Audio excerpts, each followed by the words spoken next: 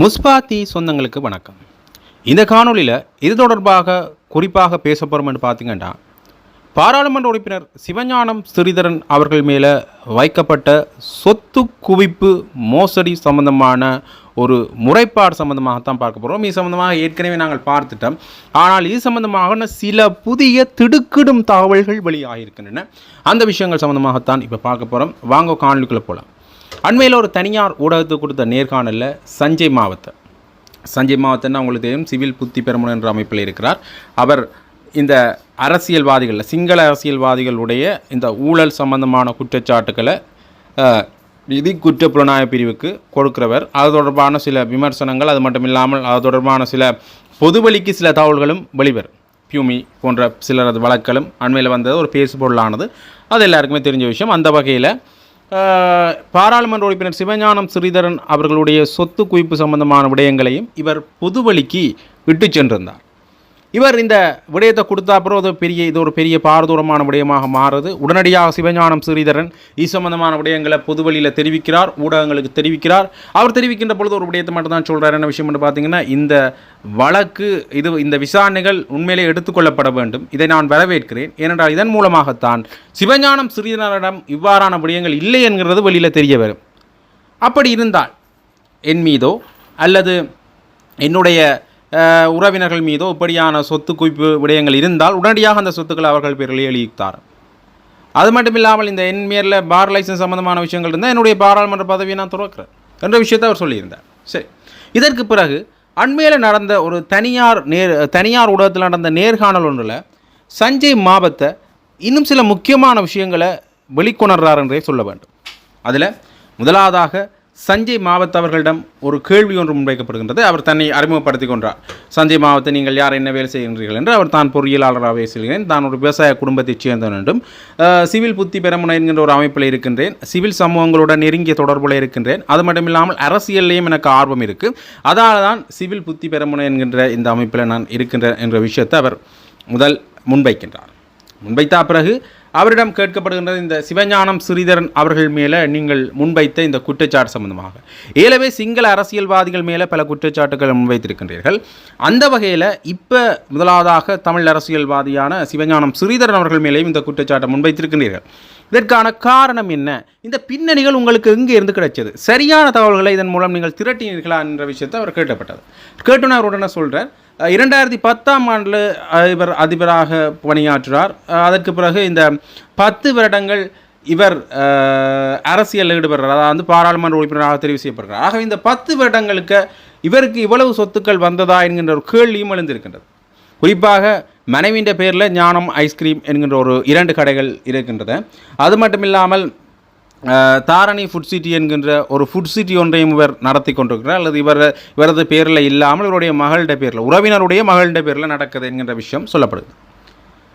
அப்போ இது மட்டும் இல்லாமல் 2 மதுபான லைசன்ஸ், அதாவது மதுபான உரிமை பத்திரங்கள், இது ரணில் விக்ரமசிங்க காலத்தில் இந்த சர்ச்சை ஏற்படுத்தினார். ரணில் விக்ரமசிங்க அவர்கள் கிட்டத்தட்ட 100 மதுபான உரிமைகள் தன்னுடைய நெருக்கமான அரசியல்வாதிகளிடம் கொடுத்தார். ஆக இது ஒரு அரசியல் லஞ்சமாக கொடுக்கப்பட்டிருக்கின்றது, அரசியல் லஞ்சமாக அரசியல்வாதிகளால் பெறப்பட்டிருக்கின்றது என்கின்ற விடயம் வெளியில் தெரிய வருது. குறிப்பாக அன்ரோ மாரசநாயக்கனுடைய தேசிய மக்கள் சக்தி ஆட்சிக்கு வந்த பிறகு இவர்கள் கையில் எடுத்த முக்கிய விடயங்களில் இதுவும் ஒன்றாக இருக்கின்றது. ரணில் விக்ரமசிங்க அவர்களுடைய காலத்தில் கொடுக்கப்பட்ட அரசியல் லஞ்சத்தின் ஒரு பகுதி தான் இந்த பார் லைசன்ஸ். அதில் 100 பார் லைசன்ஸுக்கு மேலே கொடுத்திருக்கிறார்கள் என்ற விடயம் வெளியில் தெரிய வருது. அதில் குறிப்பாக பல தமிழ் அரசியல்வாதிகளும் இதில் சிக்கப்படுகின்றார்கள். விக்னேஸ்வரன் அவர்கள் கூட இதில் ஒத்துக்கொள்கின்றார். இந்த பார் லைசன்ஸை அவரும் ஒரு பார் லைசன்ஸ் கொடுத்திருந்தார். அந்த பார் லைசன்ஸை ஒரு ஏழை பெண்ணுக்காகத்தான் நான் எடுத்தேன் என்கிற விஷயம் சொல்லப்பட்டு இதில் விக்னேஸ்வரன் போல விமர்சனங்கள் முன்வைக்கப்படுறது. இது எல்லாருக்கும் தெரிஞ்ச விஷயம், ரைட்? இப்போ இவர் என்ன விஷயம் சொன்னார்ன்னு பார்த்தீங்கன்னா, இந்த 2 பார் லைசன்ஸின் பெறுமதி மட்டுமே 20 கோடி. இந்த பார் லைசன்ஸிൻ്റെ விவரங்கள் எல்லாம் பிறகு சொல்கிறார். அதை நான் அப்படியே தொடர்ச்சியாக அந்த காணொலியில் சொல்லிக்கொண்டு வரேன். இந்த ஊடகத்தில் என்னென்ன விஷயங்கள் சொன்னவர்ன்றதை வாரம். அப்போ இந்த பார் லைசன்ஸை பெறுமதி மட்டுமே 2 கோடி என்ற விஷயத்தை அவர் சொல்கிறார். அது மட்டும் இல்லாமல் மனைவியின் பேரில் 2 ஐஸ்கிரீம் கம்பெனி, ஐஸ்கிரீம் கடை அது இருக்குது. அது மட்டும் இல்லாமல் தாரணி ஃபுட் சிட்டி என்ற ஒரு ஃபுட் சிட்டி இருக்குது. அது மட்டும் இல்லாமல் இந்த இதில் மனைவியின் பேரில் இது இருக்கின்றதை அவர் சொல்ல, ஆனால் ஞானம் என்றது அவருடைய மனைவியின் பேர் இல்லையே என்று நிறைய ஆள் கேட்குறார். அந்த வகையில் ஞானம் என்றவருடைய மனைவியில் பேர் இல்லாமல் இருக்கலாம், அது தொடர்பான விசாரணைகள் நடக்குது, தெரிய வரும்னு சொல்கிறார். ஆனால் இதனுடைய உரிமையாளருடைய அப்பாவின் பெயர் திருஞான சம்பந்தன், அதால் தான் ஞானம் ஐஸ்கிரீம் என்ற பேர் வச்சிருந்தார். உரிமையாளர்கள் வேறொரு ஆளாக இருக்கலாம் என்று நெறியாளர் சொல்கின்ற பொழுது அவர் சொல்கிறார் இது தொடர்பான விசாரணைகள் நடக்குது, விசாரணைகள் முடிவடைந்த பின்னர் இந்த விடயம் தெரிய வரும்னு சொல்கிறார். அது மட்டும் இல்லாமல் தாரணி என்றது அவருடைய மகளுடைய பேர் அல்ல, தாரணி அவருடைய மகளுடைய பேர் ஆர்த்தி. ஆனால் இந்த விஷயம் தொடர்பாக பார்க்கிற பொழுது அவருடைய சகோதரனுடைய மகளுடைய பெயர் தாரணி என்ற விஷயம் தெரிய வருது. இருவரும் கலந்துரையாடுகின்ற பொழுது அந்த விடயங்களை இருவருமே மேற்கோள் காட்டுகின்றார்கள். ஆகவே அந்த பேரில் திறந்திருக்கலாம் என்ற விஷயத்தை சொல்கிறார். இதில் அவர் சொல்கின்ற பொழுது ஒரு விடயத்தை சொல்கிறார், அரசியல்வாதிகள் எப்பொழுதுமே அவர்களுடைய பெயர்களில் இந்த பொருட்கள், அதாவது கணக்கில் வராத விஷயங்களை திறக்க மாட்டார்கள், அல்லது கணக்கில் வராத சொத்துக்களை அவர்களுடைய பேரில் வாங்க மாட்டார்கள், அவர்களுடைய உறவினர்கள் பேரில் வாங்குவார்கள். இது பினாமி எனப்படும். இது எல்லாருக்குமே தெரிஞ்ச விஷயம். இந்த விஷயத்தையும் அவர் இதில் சொல்கிறார். சொன்ன பிறகு ஒரு பேப்பர் இணைய செய்தித்தாள் ஒன்றில் இவர் வழக்கு தொடர்வதற்கு வழக்கில் இவர் முறைப்பாடு அளிப்பதற்கு முன்னமே, நிதி குற்றப்புலனாய்வு பிரிவில் இவர் முறைப்பாடு அளிப்பதற்கு முன்னமே, சஞ்சய் மாவட்ட முறைப்பாடு அளிப்பதற்கு முன்னமே ஒரு இணைய செய்தித்தாளில் இந்த விடயம் வெளித்தெரிய வருது. அதாவது சிவஞானம் ஸ்ரீதரனுடைய இந்த சொத்து குவிப்பு சம்பந்தமான விடயம் அது எப்படி தெரிய வந்தது? ஆகவே வடக்கில் இருந்து யாராவது உங்களுக்கு இதில் நிதி அளிக்கின்றார்களா அல்லது இதுக்கு சப்போர்ட் பண்ணுகின்றார்களா என்ற விஷயத்தை அவரிடம் கேட்டிருந்தார். அப்போ கேட்கின்ற பொழுது அவரோட விஷயத்தை சொல்கிறார். பார்த்தீங்கன்னா எனக்கு தெற்கில் இருந்து ஆதரவு தெரிவிக்கிறதுக்கு யாரும் இல்லை, இது சம்பந்தமாக வடக்கிலேருந்து தான் தெரிவிக்கணும். இல்லை தெற்கில் சிவஞானம் ஸ்ரீதரனை பற்றி தெரிந்தவர்கள் பெரிதாக இல்லை, இவ்வளவு ஆழமாக தெரிந்தவர்கள். அப்போ வடக்கில் தான் இருக்கணும். ஆகவே சிவஞானம் ஸ்ரீதரன் அவர்களுக்கு எதிராக செயற்படுவர்கள் தான் உங்களுக்கு இதை தந்தார்களா என்ற விஷயத்தை அவர் கேட்கின்ற பொழுது தந்திருக்கலாம், வடக்கிலேருந்து அவர்கள் தந்திருக்கலாம். அது மட்டும் இல்லாமல் நாங்கள் ஊடகங்களுக்கு கருத்துக்களை தெரிவிக்கின்ற நாங்கள் சிவில் அமைப்புகளில் இருக்கிற என்ற பேரில் இந்த ஊடகங்களுக்கும் நாங்கள் கருத்துக்களை தெரிவிக்கின்றார்கள். ஆகவே இந்த ஊடகங்களுக்கு கருத்துக்கள் தெரிவித்திருந்த பொழுது அது பேப்பரில் வந்திருக்கலாம். அது மட்டும் இல்லாமல் நாங்கள் பிரதான வெகுஜன ஊடகங்களையும் இதில் இணைக்கிறதுக்கு திட்டமிட்டிருக்கிறோம், இணைத்து இது சம்பந்தமான விஷயங்களையும் நாங்கள் சொல்லியிருக்கிறோம் என்ற விஷயத்தையும் அவர் சொல்லியிருந்தார். ஆகவே இந்த வடக்கில் இருக்கிற சில எதிர்த்தரப்பினர் தந்திருக்கலாம் என்ற விஷயத்தையும் அவர் சொல்லியிருந்தார். அது பிறகு இறுதியாக அவர் இந்த எதிர்த்தரப்பினர் யார் என்ற விடயம் என தெரியான்னு சொல்கிறார். அது மட்டும் இல்லாமல் இந்த குறிப்பிட்ட நபர்கள்ட்ட பேர்களை சொல்லுங்கோண்டு நிறைய ஆள் கேட்கின்ற பொழுது சொல்ல முடியாது என்கிற விஷயத்தையும் அவர் சொல்கின்றார். ஏண்டா இதை நிதி குற்றப்புலனாய்வு பிரிவினுடைய விசாரணைகளுக்கு இது இடையூறு அமையும் என்றபடியா இந்த விஷயங்களை நாங்கள் சொல்ல முடியாது என்ற விடயத்தையும் அவர் சொல்கிறார். அதற்கு பிறகு நெறியாளர் கேட்கின்றார், இவ்வளவு விடயத்துக்குமான ஆதாரங்கள் உங்கள்கிட்ட இருக்குதா என்ற விஷயத்தை அவர் சொல்கிறார். அப்போ இவர் நேரடியாக சொல்கிறார், 2010ஆம் ஆண்டு இவர் சாவகச்சேரி இந்து கல்லூரியில் அதிபராக பணியாற்றினார். அதற்கு பிறகான காலப்பகுதியில் அரசியலுக்கு வந்த அப்புறம் ஒரு சொத்துக்களும் இவருக்கு வருது. உண்மையிலே இந்த மனைவியினுடைய 2 ஞானம் மனைவியின் பேரில் இருக்கிற 2 ஞானம் ஐஸ்கிரீம் கடைகளாக இருக்கட்டும் மற்றும் தாரணை புடிச்சிட்டியாக இருக்கட்டும் உலகம் பெறுது. அது மட்டும் இல்லாமல் இவருடைய சொத்து விவரங்கள், அதாவது காணிகளாகவும் இவர் வாங்கி சிலவற்றை சேர்த்து வைத்திருக்கின்றார். அது தொடர்பான விவரத்தையும் அவர் சொல்கிறார்.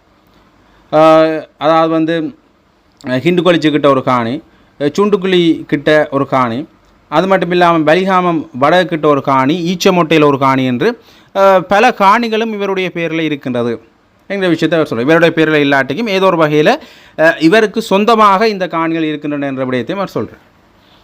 அது மட்டும் இல்லாமல் இன்னொரு முக்கியமான விஷயத்தையும் இவர் சொல்கிறார். இவர்கிட்ட கேட்கின்ற பொழுது இந்த பார் லைசன்ஸ் சம்பந்தமான விஷயங்களை நீங்கள் சொல்லி கொண்டிருக்கிறீங்க, இந்த பார் லைசன்ஸ் இந்த விடயங்களை நீங்கள் சொல்லலாமே என்று கேட்க எல்லா விடயங்களையும் எங்களால் சொல்ல முடியாது. ஒரு சில நிதி குற்றப்புலனாய்வு பிரிவுக்கு நாங்கள் எல்லா விடயங்களையும் கொடுத்துருக்கிறோம். ஆனால் ஒரு சில விடயங்களை மட்டும் ஊடகங்கள்ட வரையறுத்து சொல்லலாம். அந்த வகையில் GP wine store, top wine store என்ற 2 வைன் ஸ்டோர்கள் இருக்கின்றது. இது அனைத்துமே வேறொரு நபருடைய பெயர்கள் தான் இருக்கின்றது. ஆனால் இதை சிபாரிசு செய்தது சிவஞானம் ஸ்ரீதரன் என்பவர் தான். ஆகவே இந்த விடயம் சம்பந்தமாகவும் நாங்கள் இதில் சொல்லணும் என்ற விடயத்தை அவர் சொல்கிறார். கிட்டத்தட்ட இந்த பார் லைசன்ஸ் மட்டுமே 20 கோடி, 200 கோடி கிட்ட இருக்கும். நான் சொன்ன இவ்வளவு சொத்துக்கள் கிட்டத்தட்ட 200 கோடி கிட்ட இருக்கும். நான் சொன்ன இவ்வளவு சொத்துக்களும் சிவஞானம் ஸ்ரீதரனுடைய கணக்கில் வரா சொத்துக்கள் இவ்வளவும் 200 கோடி கிட்ட இருக்கும் என்று அவர் சொல்கின்றார். அது மட்டும் இல்லாமல் இந்த விஷயம் சம்பந்தமாக பேசுகின்ற பொழுது உங்களுக்கு யாரும் பணம் தந்தார்களா, அது மட்டும் இல்லாமல் சிவஞானம் ஸ்ரீதரனுடைய எதிரிகள் யார் என்ற விஷயத்தை அவர் சொல்கிறார். எதிரிகள் யாரும் தந்தார்கள்னா அவர் பேரை சொல்லுங்கன்னா அவர் இந்த பேர்கள் என்னால் சொல்ல முடியாது. நான் யார்கிட்ட பணம் வாங்க வேண்டிய அவசியமும் எனக்கு இல்லை. இப்படியான விடயங்கள் தெரிய வருகின்ற பொழுது நான் இதை பொதுவழிக்கு நான் சொல்லுவேன். உதாரணமாக இந்த அண்மையில் இந்த ஊடகம் சம்பந்தமாக பேசுகின்ற பொழுது ஒரு தரமற்ற ஊடகம் இந்த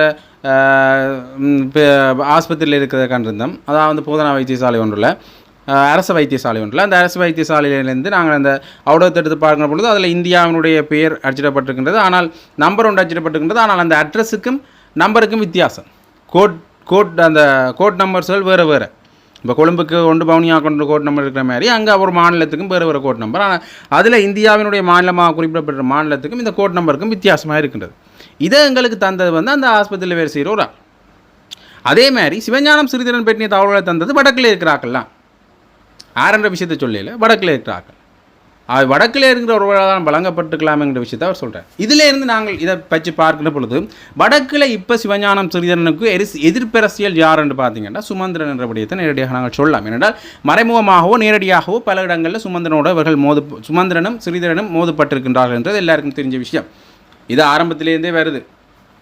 இப்போ என்றால் இந்த தலைவர் தெரிவில் இருந்து அதற்கு பிறகான காலப்பட்டங்களில் சில விஷயங்களில் இவர்கள் முரணாக இருந்ததும், குறிப்பாக இந்த பொது வேட்பாளர் சம்பந்தப்பட்ட விஷயத்தில் இருவேறுபட்ட நிலைப்பாடுகளில் இருந்ததும், பிறகான காலப்பகுதியில் சில கருத்து முரண்பாடுகள் இருவருக்கும் வந்ததும் பார்க்கின்ற பொழுது இப்போ அண்மையில் தமிழர் கட்சி சார்பில் சுமந்திரன் பங்கேற்கின்ற நிகழ்ச்சியில் ஸ்ரீதரன் பங்கேற்காமல் இருக்கின்றதும், கஜேந்திரகுமார் பொன்னம்பலங்களுடைய நிகழ்ச்சிகளில் ஸ்ரீதரன் மும்முரமாக பங்கேற்கின்றதும், கஜேந்திரகுமாரோடைய கருத்தியல் சிலவற்றை ஏற்றுக்கொள்கிற மாதிரியான கருத்துக்களை ஸ்ரீதரன் அவர்கள் சொல்கிறதும், இப்படியாக சுமந்திரனுக்கும் ஸ்ரீதரனுக்கும் இடையிலான பனிப்போர் தொடர்ந்த வண்ணமே இருக்கின்றது. ஆகவே சுமந்திரன் அணியினர் தான் இதை செய்திருக்கலாம் என்கிற கேள்வியும் எழுகின்றது.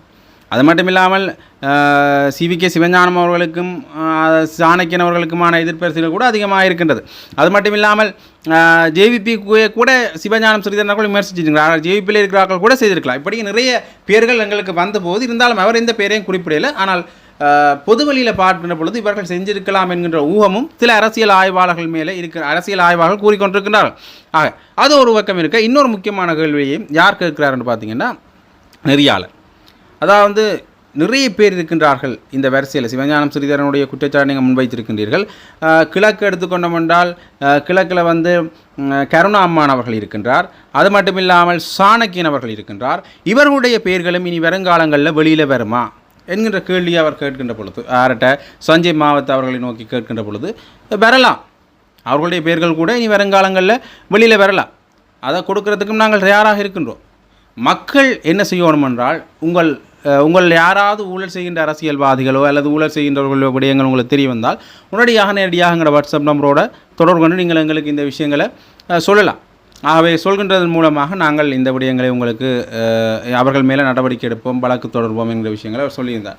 ஆகவே இந்த விடயங்கள் இப்படியாக சொல்லி ஓரளவுக்கு இந்த நேர்காணல் ஒரு சுருக்கத்தை நாங்கள் சொல்லி முடிச்சிட்டோம். இப்படித்தான் அந்த நேர்காணல் அமையுது. ஆகவே இந்த நேர்காணல் சம்பந்தமான விடயங்களை பார்க்கின்ற பொழுது கிட்டத்தட்ட 200 கோடி மதிப்புள்ள சொத்துக்களை சிவஞானம் ஸ்ரீதரன் அவர் வைத்திருந்தார். உடனடியாக இது சம்பந்தமான நடவடிக்கை எடுக்கப்படுமா என்கிற ஒரு கேள்வி எழுகின்றது. அவர் சொல்கின்ற பொழுது சில நேரம் கைது செய்யப்படலாம் என்கிற விடயத்தையும் அவர் சொல்கின்றார். யாராவது ஒருவர் அரசியல்வாதி இப்படி செஞ்சால் அவர் நேரடியாக கைது செய்யவும் படலாம் என்கிற விஷயத்தையும் அவர் சொல்கின்றார். ஆகவே இந்த விஷயங்களில் சிவஞானம் ஸ்ரீதரன் முழுமையாக மறுத்திருந்தாலும் கூட ஏதோ ஒரு வகையில் சிவஞானம் ஸ்ரீதரன் மேலே எதிர்ப்பரசியல் செய்பவர்கள் தொடர்ந்துமே இதற்கான வழிவகைகள் இருக்கின்றன, அவருடைய சொத்துக்கள் இருக்கின்றன, இது சம்பந்தமான விடயங்கள் வெளியில் வரணும் என்ற விஷயத்தை சொல்கிறார்கள். சிவஞானம் ஸ்ரீதரனும் இந்த விடயத்தை வரவேற்கின்றார். அதாவது தன் மேலே முறைப்பாடு செஞ்சு வரவேற்கின்றார் என்றால் தான் நிரூபிப்பதற்கான ஒரு வழிவகையாக இது இருக்கும் என்று. ஆகவே இந்த அரசாங்கம் அது மட்டும் இல்லாமல் நிதி குற்றப்புலனாய்வுத்துறையினுடைய விசாரணைகள் வெளிவருகின்ற பிறகுதான் இது சம்பந்தமான முழுமையான விடயங்கள் வெளியில் தெரியும். ஆகவே பொறுத்திருந்து பார்க்கலாம். இந்த விஷயங்கள் உண்மையா பொய்யா, அல்லது உண்மையிலேயே இந்த விடயங்கள் நடந்திருந்தால் ஸ்ரீதரன் மேலே நடவடிக்கை எடுக்கப்படுமா, அல்லது நடக்காமல் விட்டால் இந்த முறைப்பாடு அளித்தவர்கள் மேலே சட்ட நடவடிக்கை எடுக்கப்படுமா என்கிற கேள்விகள் எல்லாம் எழுந்திருக்கின்றன. தொடர்ந்து பார்க்கலாம். இது சம்பந்தமான தகவல்கள் வருகின்ற பொழுது உடனடியாக உங்களுக்கு தருவதற்கு நாங்கள் தயாராக இருக்கின்றோம். அதற்காக நீங்கள் முஸ்பா சேனலோடு இணைஞ்சிருங்கோ. நன்றி, வணக்கம்.